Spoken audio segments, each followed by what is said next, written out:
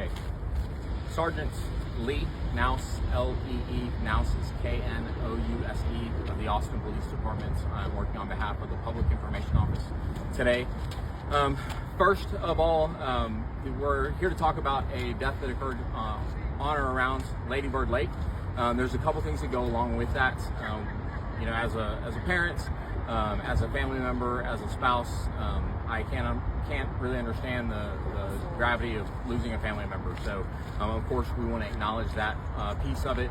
As part of the investigation and the process, the family will be notified. The family has not been notified yet, so we want to respect their wishes, and we'll have to understand that we won't be able to release as much information about the decedent as we would like as a result of that wishes of the family, or until the family's notified. The other piece is we want to acknowledge as the Austin Police Department that we certainly understand people will speculate quite a bit when there is a death in or around Ladybird Lake, right? So I want to provide as many answers as I can right now, so that we don't have to speculate. Our homicide unit will follow up with any additional information at a later time, but we'll provide what little information we can provide today. So along those lines, today at about 10:51 a.m.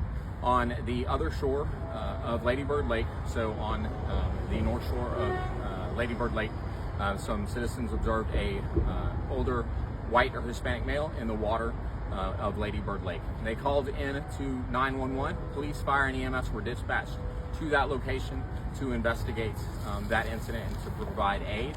Unfortunately, when they arrived, the subject was deceased and was pronounced deceased at about 11:13 a.m. Part of the process in investigating this incident, our Lake Unit, police, fire, EMS came out. Our George officers, or downtown officers, came out to investigate that. There are also our medical examiner, our crime scene unit are here, as well as the homicide unit. Looking for any signs of injury or foul play. At this time, there's no signs of trauma or other things that would lead us to believe this is any type of homicide or murder, but that those answers will be provided as the investigation goes on. So as part of that, they're examining, the medical examiner's office and the homicide unit are inspecting the body for signs of any type of injury.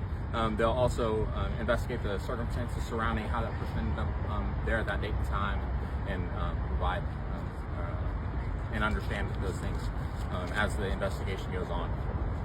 We also want to acknowledge that the public is instrumental in cases like this.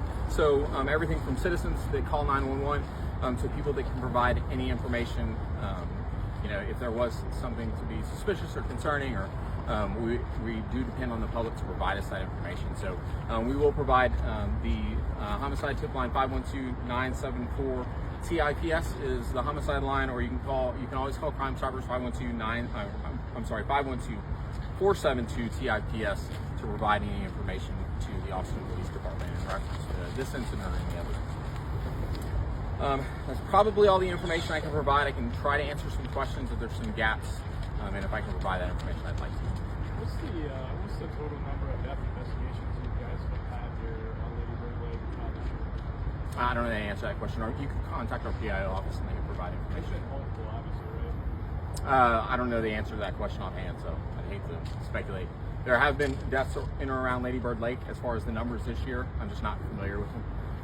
Does it make it more difficult for APD to, when the first thing people talk about when something happens like this is go automatically to, the theories they have, that getting the truth out is harder? Or so the question is, is it problematic when the public speculates on a death investigation and thinks it's suspicious when we don't have any information to that? Is that kind of the question? Yeah. That question, the process is the process. The public is going to have their concerns. We would love to provide all the answers as soon as we came out here, as soon as that 911 call came out, but it obviously is a process. So that's why we do things like, look at the condition of the body, check out the surrounding scenarios and timeline by which that person came to that date and time, and then that helps to provide some clarity. People are going to be concerned, and I understand we can't provide as much information as we would like, So people are going to want to fill in the gap. So I think it's just natural for people to have those concerns. So we don't want to talk about, because the family has been notified. Correct. Any So speculation. So the family has not been notified yet.